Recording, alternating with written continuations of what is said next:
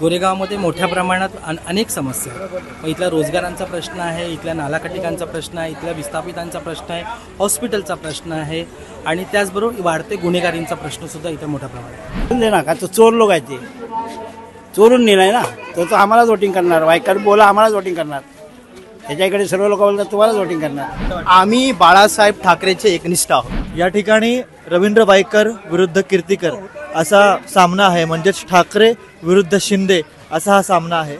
अशावेळी इथले नागरिक नक्की कोणाला साथ देतात हे आपण जाणून घेतोय. अमोल कीर्तिकर यांच्यासोबत इथली जनता उभी आहे की रवींद्र वायकर यांच्यासोबत इथली जनता उभी आहे हे आपण बघतोय. तर चर्चेला सुरुवात करतोय, जनतेशी संवाद साधतोय आणि त्यांच्या प्रतिक्रिया जाणून घेतोय. चला मग चर्चेला सुरुवात करूयात. मी 1979. परिसरामध्ये काय बदल झाला का? परिसरामध्ये काही बदल झालाय का? थोडाफार ज्यादा नाही, काहीच नाही. जरा त्या टायमाला सेनेचा नगरसेवक होता दिलीप शिंदे, ठीक आहे, त्या टायमाला आम्ही कामं केली, त्याच्यानंतर नाही आहे. आता बघा पाण्याचं प्रत्येक घरी कोणाला विचारायचा पाणी येतं का? पाणी आहेच नाही. SRAचं आता किती महिने 17 वर्ष झाली इथे. NH2 येऊन 17 वर्ष झाली. किती? 17 वर्ष. 17 वर्षात काय झालं पाहिजे होतं? आहे त्याच जागेवर आहे. हे गव्हर्नमेंट बदली होतं, तो बिल्डर गेला, मग त्या बिल्डरनी त्या दुसऱ्या ह्याला पकडायचा, मुख्यमंत्र्याला. मग तो मुख्यमंत्री बदली झाला की त्याला पकडायचा. त्याच्यामध्ये हर जे सामान्य पब्लिक मरतो, दुसरं कोण नाही, काही नाही. तुम्हाला काय वाटतं यंदा कोण जिंकू शकतो? बघा, खरं बोललं तर आजच्या तारीखला जर आम पब्लिकमध्ये बघा, हे नाही पाहिजे, इंडिया आघाडीच पाहिजे. का बोलून? बघा कसं आहे, 10 वर्ष बघितलं ना आम्ही, कामं केली ना 10 वर्ष त्यांची, मी काम केलं त्यांचं, काही म्हणा फायदा नाही झाला. काही माझ्या इथल्या एका माणसाला फायदा नाही झाला तर काय मग काय ते व्यक्ती करणार? त्या टायमाला गॅस किती होता? 400 रुपये. आता किती आहे? लाईटचं बिल किती होतं? आता किती आहे? ते म्हणतात राम मंदिर बांधलंय.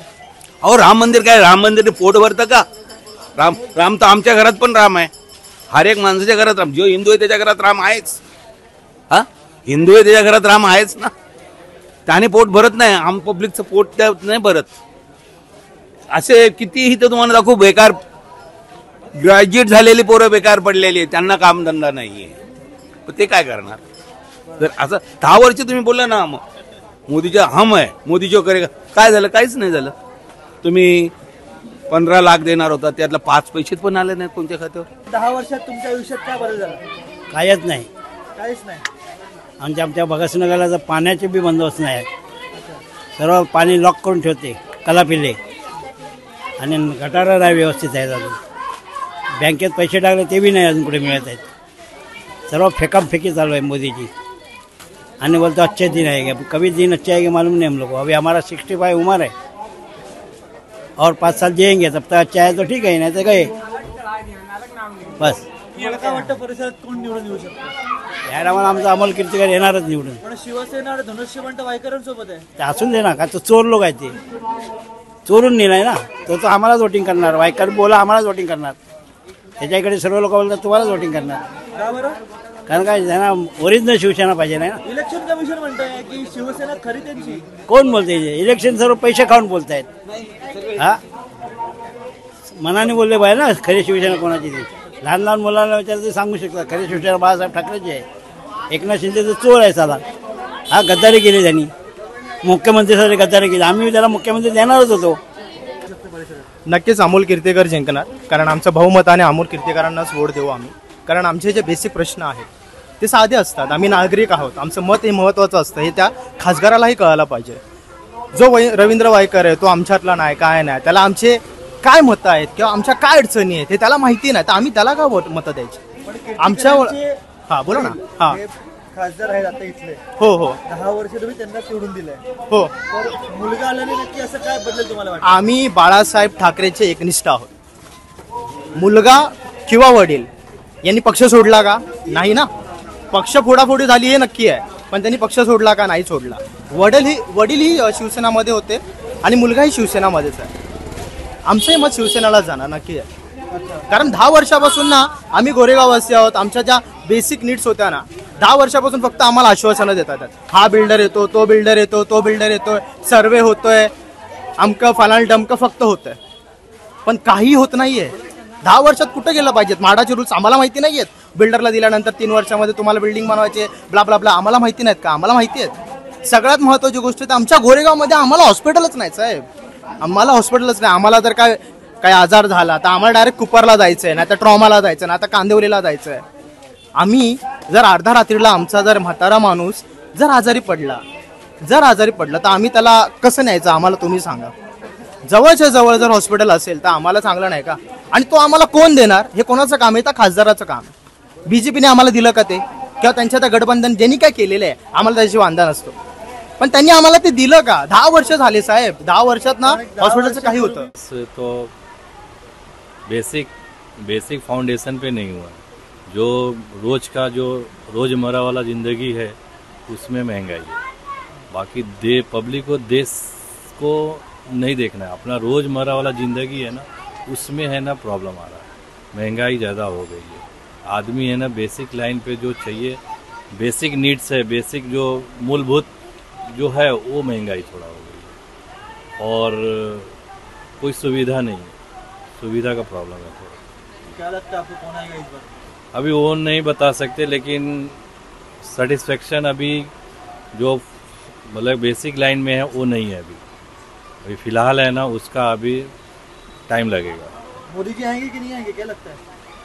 मेरे को तो 50-50 लग रहा है. आपको क्या चाहिए, मोदी जी आने चाहिए कि नहीं आने चाहिए? मेरे को अभी उसके बारे में अभी सोचा नहीं है सर. टाइम पे सोचेंगे. हाँ, अभी उसका नहीं बोल सकते. यहाँ हो गई हमको 15-16 साल. 16 साल. हाँ क्या लगता है आपको, विकास हुआ है एरिया का? हाँ, एरिया का विकास हुआ है, ठीक चल रहा है विकास. तो अब देखो आगे, अब जैसा समझ में सब किया है नेता लोगों की, विकास तो चल रहा है. और एक मोदी जी का ठीक चल रहा है. अब आगे अब सब मतलब क्या शिवसेना आएगी यहाँ पे? शिंदे गुट खड़ा है ना मोदी जी के साथ. हाँ. तो क्या वो आएगा? वैसे आना चाहिए, क्यों पब्लिक सपोर्ट तो दे रही है. अब आगे पब्लिक के हाथ में है, जैसा पब्लिक करे वैसे आना तो चाहिए. काम सही किया है वैसे. मोदी जी आने चाहिए. मोदी जी अभी तो नहीं आए, अब आ भी सकते हैं मोदी जी. यहाँ पे मैं रह रहा हूँ 35 साल से. मेरा जन्म इधर ही हुआ है. हाँ. ये 10 साल में कुछ एरिया बदला क्या आपका? 10 साल में सर कुछ नहीं बदला, खाली एक डबल माला हुआ खाली. और पानी, गंदा पानी आज भी हम लोग पी रहे हैं. सुबह सुबह लाइन लगा रहे पानी में भरने में. पानी कम आ रहा है, गंदा पानी आ रहा है. बहुत तकलीफ है. बारिश में अभी देखो बारिश आ जाएगी तो यहाँ पे हम लोग कीचड़ में जाते हैं, पानी आता ही रहता है. बहुत तकलीफ है. यहाँ पे शिंदे और ठाकरे आमने सामने है, क्या लगता है कौन आएगा? Thackeray sir best. कोरोना में बहुत अच्छा काम किया उन्होंने. ठाकरे को हम लोग बहुत अच्छा. ठाकरे ने कोरोना में ना जात ना पात ना कुछ. Thackeray sir is best. अच्छा, कोरोना में अच्छा काम किया इसलिए आ सकते हैं. हाँ. लेकिन उनकी पार्टी तो शिंदे के साथ है और चुनाव चिन्ह भी. कौन से शिंदे? मसाल ठाकरे, उद्धव साहब ठाकरे की बात कर रहा हूँ मैं. उद्धव बाला साहब ठाकरे की बात कर रहा हूँ. लेकिन जो शिवसेना है, धनुष्यबाण है, हाँ. वो शिंदे जी के साथ है. वो उससे अपने को राजकारण में मतलब नहीं है, लेकिन जो है अभी इसलिए हम लोग उद्धव साहब के साथ हैं क्योंकि उन्होंने कोरोना में बहुत अच्छा काम किया है. महंगाई बढ़ी कि नहीं बढ़ी है? महंगाई बहुत है, बहुत. बेरोजगारी हम लोग बेरोजगारी है ना काम मिल रहा है हम लोग को, ना कुछ मिल रहा है. किधर काम करने जाए तो ज्यादा लोग खड़े हैं वहाँ पे. तो कौन लगता है, कीर्तिकर आएंगे कि वाईकर? कीर्तिकर 2.5 लाख वोट से लीड कर रहे. आम्हाला तर काय बदल दिसला नाही 10 वर्षामध्ये. फक्त एकच बदल दिसतोय, जातीवाद जास्त वाढलाय. या सरकारमध्ये जातीवाद जास्त वाढला. माझं नाव शाबुद्दीन शेख आहे आणि मी इथे राहतो. माझे 99% आधार कास्ट म्हणजे नॉन मुस्लिम मित्र आहे माझे. का आमच्यामध्ये कधी असा वाद झाला नाही. 10 वर्ष म्हणजे आता 10 वर्ष झाले कुठे मला दिसतो असं. म्हणजे कुणाचा माइंड असं झालं आहे या BJP सरकारमध्ये. तर हे बदल झाला आहे 10 वर्षामध्ये. बाकी काय बदल झाला नाही. फक्त जातीवाद हिंदू मुस्लिम हेच झालं आहे बस. क्राईम वाढलाय का? हां, एरियावर क्राईम वाढलाय का? क्राईम तर 10 वर्षानंतर अगोदर कमी होता. आता क्राईम पण वाढला आहे आणि नशिडी लोक पण जास्त घुसले. MDचा पावडरचा नशा करतात, चरस गांजा ते विकणारे पण जास्त झाले 10 वर्षामध्ये. सर्वांना कोण माहिती. येईल? वायकर येतील की कोण येतील? हां, वायकर येतील का इथे? कोण वायकर? पण मला नाव ऐकलं नाही कधी. कोण वायकर? अच्छा, कीर्तिकर. हां, अमोल गजानन कीर्तिकर ते येतात आमच्या चांगल्या टायमामध्ये पण येतात आणि वाईट टाईम असेल तरी पण येतात. आम्ही त्यांना ओळखतात आणि आम्ही त्यांना सपोर्ट करणार. आमचा पुरा एरिया, पूर्ण गोरेगाव, अंधेरी, जोगेश्वरी, वायकर मी नाव ऐकल्यासारखं वाटतंय कुठे. गोरेगावमध्ये मोठ्या प्रमाणात अनेक समस्या आहेत. मग इथल्या रोजगारांचा प्रश्न आहे, इथल्या नालाकटिकांचा प्रश्न आहे, इथल्या विस्थापितांचा प्रश्न आहे, हॉस्पिटलचा प्रश्न आहे आणि त्याचबरोबर वाढते गुन्हेगारींचा प्रश्नसुद्धा इथे मोठ्या प्रमाणात आहे. हॉस्पिटलचा प्रश्न असा आहे की आजही गोरेगावला एक स्वतंत्र हॉस्पिटल नाही आहे. गेले 2019मध्ये हे हॉस्पिटल गोरेगावचं सिद्धार्थ हॉस्पिटल पाडलं गेलं होतं आणि सिद्धार्थ हॉस्पिटल पाडल्याच्या नंतर 2020ला कोविडचा काळ होता.